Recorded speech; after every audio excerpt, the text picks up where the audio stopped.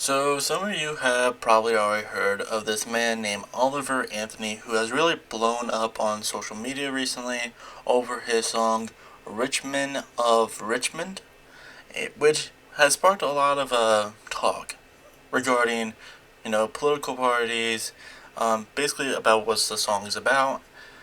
I'm not going to show the music video attached to it, uh, just in case I get copyright striked, but I will read out a couple of lyrics from said song. And the first verse goes, I've been selling my soul, working all day, overtime hours for bullshit pay, so I can sit out here and waste my life away, drag back home and drown my troubles away. And, there's a reason why this song very much resonated with people, as, reading those lyrics, you would be able to gather that it's about how, bullshit wages are in the U.S., how barely anyone can get a living wage nowadays. And then we have the chorus of the song called Living in the New World with an Old Soul. These rich men north of Richmond, Lord knows they all just want to have total control. Want to know what you think, want to know what you do, and they don't think you know, but I know that you do. 'Cause your dollar ain't shit and it's taxed to no end 'cause of the rich men north of Richmond. And again, just, speaking of the working class people kind of being screwed over by these rich people. And then we have the second verse, and this is where things, really, really take a turn. And the second verse goes, I wish politicians would look out for minors and not just minors on an island somewhere. And by the way, the first minors is M-I-N-E-R-S, and the second one is M-I-N-O-R-S. But then we have, Lord, we got folks in the streets, ain't got nothing to eat, and the obese milking welfare. Well, Lord, if you're 5'3" and you're 300 pounds, taxes ought not to pay for your bags of fudge rounds. Young men are putting themselves 6 feet in the ground because all this damn country does is keep on kicking them down. And I just want to kind of break this down a little bit. So we have the first one, I wish politicians would look out for minors and not just minors on an island somewhere. Remember, first minor is E-R-S, second one O-R-S. He's obviously trying to say that we should care more about coal miners instead of minors who are being sexually trafficked. And first of all, and I mean, he is saying we should still care about them, but we should also look out for minors as a whole. I think that's a weird way of putting it. That's a very weird way of putting it.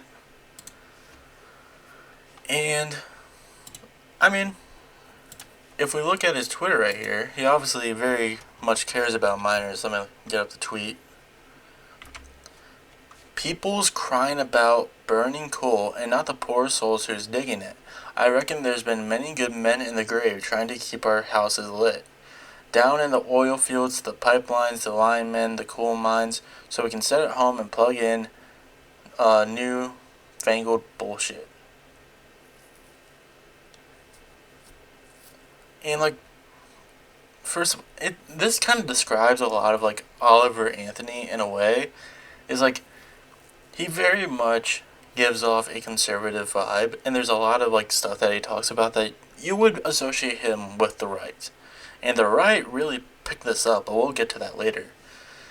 And the thing is that I don't know, he has some class consciousness, but at the same time, he's still so much on the right that he's just oh no, we should still burn coal, but we should also get workers' rights. Even though the right is notorious for not wanting workers to have rights. And it's just this is the most centralist bullshit I ever seen, because it's so mind-numbingly dumb that you're just no, we should care about the workers, which we should, but are also trying to put down, burning coal, as if that also doesn't bring harm. Okay, yeah, we should definitely care more about minors or just workers in general, but they would also still get hurt by the burning coal too. That's not a good thing to be next to. Like, shouldn't we, try to focus on renewable energy as well? Again, it's just very weird where his stance are on this. Because, I mean, it's not too weird. I feel like this is probably something like your normal average American in the suburbs would probably think as well. Like, anyone who, like, probably lives in Oliver Anthony's, area or looks like him or lives a similar life like him would probably also agree with this. But at the same time, it's just weird that he constantly puts other stuff down. And then we have the obese milk and welfare. And first of all, he is right about the beginning of this verse, because it's like, Lord, we got folks on the street ain't got nothing to eat. Like, yeah, we're having a homeless problem. We're having people who, don't have enough to eat, people who are going without the necessary food that they need. But then again, kind of like the coal thing we just covered, he uses that to kind of like, I don't know, like kick the knee of, people who are on welfare and people who are obese. First of all, if you look at this guy, he's not exactly the most fit man ever. Like, he would still be considered fat, by the way. Like, dude, you're, like, people would put him in the same category as these people. But, like, he's just like, oh, well, I'm not that fat. It's like, dude, everyone's still gonna look at you as fat. Like, I don't know what. And here's the thing, as a big boy myself, I can tell you for certain there's nothing more that fat people like to do than put down other fat people. Alright? That's the thing, like, fat people love to fat shame each other. Because they think that, like, that way they will fit in with the skinny people. Or, like, the non-fat people. But it doesn't. Like, dude, they're still looking at you the same way. And also, like, again, just kind of shaming welfare people. I mean, that's also something that is very common in America, even though, like, dude, by the way, it's very contradictory of itself, where it's like, we should, feed these homeless people or people who are in desperate need for food, but we should also hate on people who are getting government money. Like, where does he think that people, like, where does he think the money is going to come from to feed the people that he wants to feed? It's going to come from the government, same as welfare. And yeah, I think people should, like, everyone should be fed. People on the streets, even if it's the obese, like, who cares, dude?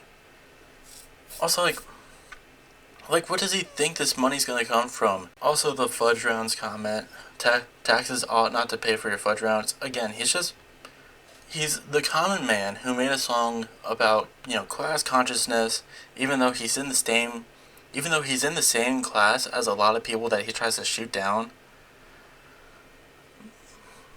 But, like, I mean, overall, this guy's alright. Like, yeah, he has some good points in there, but again, it just comes down to, like, also shitting on people who are exactly like him. He was also apparently on Joe Rogan, and they made, a comment about that, how people were, like, objecting to it, and basically, Rogan mentioned, apparently he brought up that Rainn Wilson, the guy who played Dwight from The Office, made a comment saying, if I were writing a song about Richmond, north of Richmond, I wouldn't talk about obese people on welfare. I would talk about CEOs who make 400 times their average worker's salary up to 50 times 30 years ago, and corps that pay zero taxes in offshore tax shelters for billionaires. And, like, he's objectively right. Like, those are the people who are, like, screwing you over. It's not the people who, like, are taking government money to get food. It's these people. But again, like, no. There's nothing more that people of the same class like to do than shit on other people of the same class.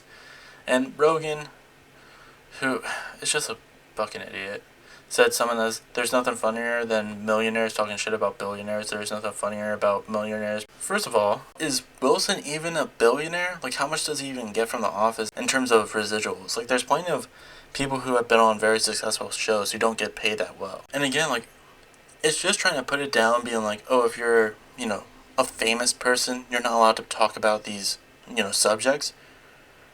And it's just like, dude, you shouldn't be talking about these subjects. Like, Joe Rogan has proven time and time again he shouldn't really be commenting on stuff like this. Like, whatever, man, have your fucking podcast. But, like, he's shown over and over again that he shouldn't be allowed to, like, that he definitely has very wrong opinions when it comes to, like, subjects like this. Like, you have no. Alright, if Wilson has no right to talk about this, then neither do you. Then neither do you. Neither should you bring on this guy and talk about this, like, whole subject of discussion. Like, does Rogan just think that he's not a part of, like, what Wilson would consider?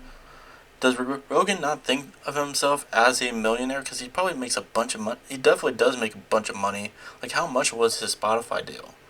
Like, it was a lot of fucking money. It's just, again, people of, like, the same class talking shit about each other. But at least Wilson, when he talked about it, was doing it as a way as, like, hey, like, here's actually something that is a problem, not just people on welfare. And as someone who is a singer or a musician, I think Anthony should care about CEOs who are making more than them. It's like, I think Anthony, as someone who is trying to speak to the working class, would probably be better off just talking about, CEOs who are making 400 times their average worker salary.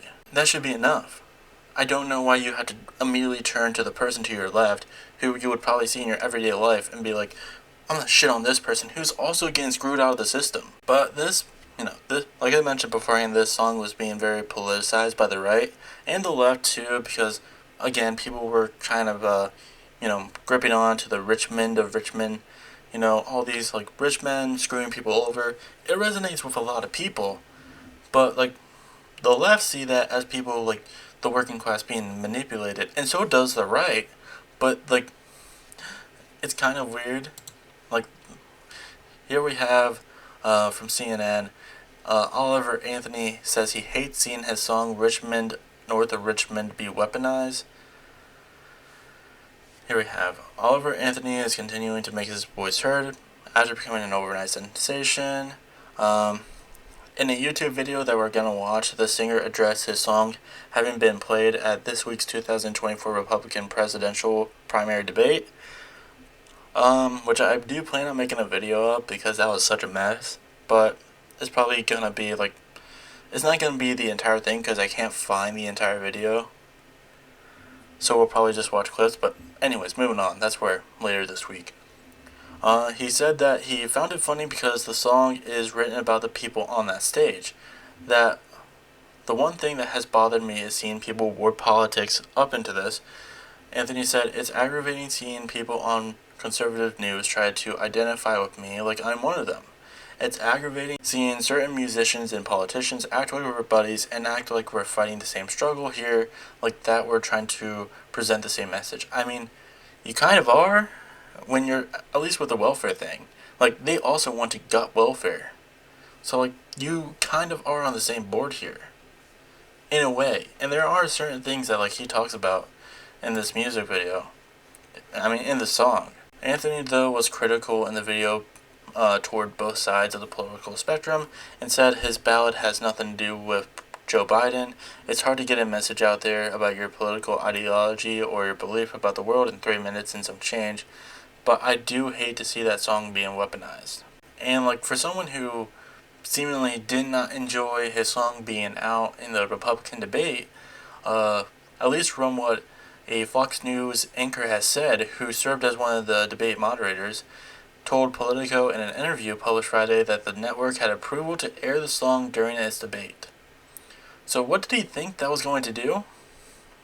I don't know. Like, it feels like he's trying to, like, try to keep himself away from, like, the far right, or, like, just the right in general, being like, no, this song is for everyone. Like, this is a song about all of us, which it is in some cases, but it definitely leans more to the right in other cases. But, like, if you had such a problem with it being weaponized, why would it be approved to be used in the debate? Like, they would have to approve it through you, or at least a representative of you. And ultimately, that does come down to your decision, and he did decide to do that. So it just feels like a bunch of BS. And I don't know if we're going to really watch this. I'm going to try to get through it. Well, hey there. It's August 25th, 2023. A lot's changed since the last time I sat here and spoke to you. Um, my friends and family have asked me how I'm doing. Everybody is wondering if I've lost my sanity yet, and I'm surprisingly calm and at peace. I've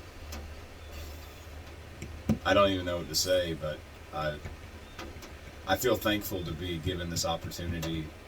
Um, the music side is exciting and all the Billboard, iTunes charts, and all that crap. That's great, but what's the exciting part's been the conversations I've had with people and the things I've learned just in a couple of weeks um, about the human spirit and um, and about all sorts of other things, the music industry and how dirty everything is.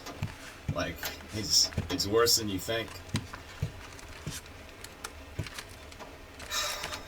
So I don't know what the future looks like for me. I'm not really too concerned about the future. I'm living in the present, and I just have to have I just have to have the discernment to make the right decisions from here. Uh, if there is anything for me to address at all with you, it's that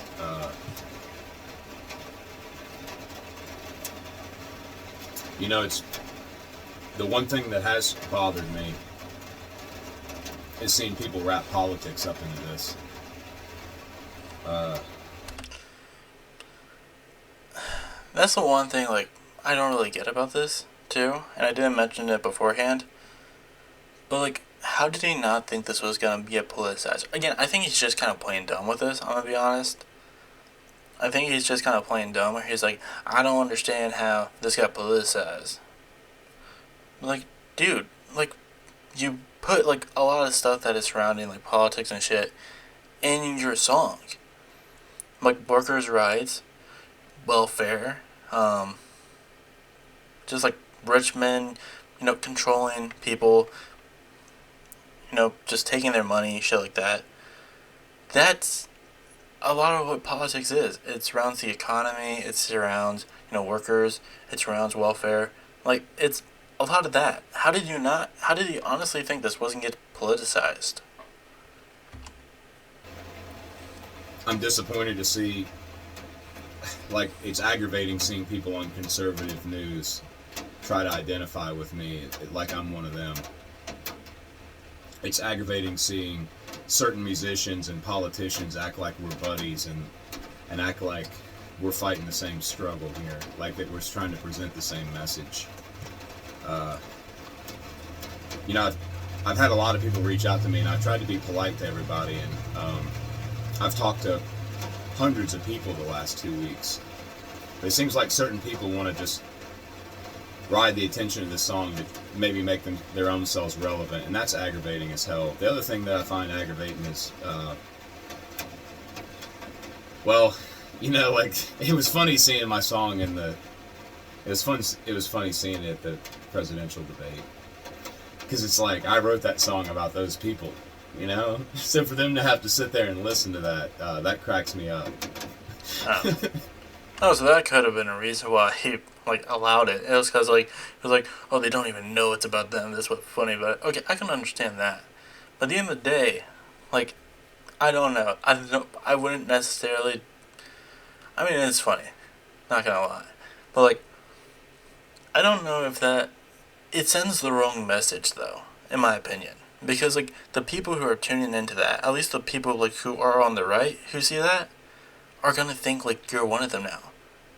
Like that doesn't help your cause. Like it's a nice gotcha for you, like it's a nice laugh for you, but it does send the message of two people on the right who do think that you're with them. But it was funny kind of seeing the response to it. Like, that song has nothing to do with Joe Biden. It's a lot bigger than Joe Biden. That song is written about the people on that stage, and a lot more too. Not just them, but definitely them. it's cool seeing some of my other music come out because people are, I guess, starting to appreciate and understand what it is I'm really trying to say. It's hard to get a message out about your political ideology or your belief about the world in 3 minutes. And So he didn't want it to be like, okay, I could get like not wanting like people to like take your song and lift it up to this big platform and use it as a weapon. But at the same time, like, it's obviously going to be that if you're trying to like inject politics into it. Like that's just something people are gonna do, and it's something people are gonna use. Like, I don't know. Again, it's just kind of weird. some change. Um, but I do hate to see that song being weaponized. Like I see the right trying to characterize me as one of their own, and I see the left trying to discredit me. I guess in retaliation. That shit's got to stop. I mean, they are going to when you're literally trying to shit on people who need money from the government just to like get necessities. Like they're gonna do that. Like again, like a lot of people who you like are probably in the same class with, or like people that you know of who are in the same class as them. Like you know, more than likely you're not that far away, or at least people you know aren't that far away from being the people who are on welfare. Like it's not that far. People who are like working class are more close to being poor than they ever are to being rich. If you watch the response videos on YouTube to this song, it's not conservative people responding to the song. It's not even necessarily Americans responding to the song. I don't know that I've seen anything get such positive response from such a diverse group of people. And I think that terrifies the people that I sing about in that song. And they've done everything they can the last 2 weeks to make me look like a fool, to spin my words, to try to stick me in a political bucket. Hey guys, apparently I'm not American anymore. And apparently a lot of people who like talk about this stuff aren't American. Like, I don't, dude, like what makes them not American of them not liking your song? And like again, a lot of people that I see on the left, when they criticize that, they're criticizing the welfare stuff. Like they understand like there is a positive message in the song, but it's this one part of your song where you just decide to take your time to shit on people who are closer to you than the rich people are. There's just like it's a weird imbalance, dude. Like of course people are gonna use that. It's a bad opinion. It's just an objectively bad opinion. But I think that's just all we're gonna cover. I mean, this guy's kind of confusing. Like, I can't garner what this guy like really believes, or like who, what, like again, he does mostly shit on conservatives, at least from what we've seen so far. But at the same time, like, again, he just kind of suffers from like the same, sort of mindset that a lot of like your average Americans would suffer through. That like well, we like yeah, we all like are getting screwed, and we should all like realize that, and we're all just struggling because of these like these overlords who are taking our money away. But we should also shit on people who like we're closer towards, like just money wise. Like we're again, like I said, we're closer to being like poor. Like we're closer to like a lot of people who are on welfare, and even people who are on like you are more likely to become homeless than you are more likely to be a billionaire.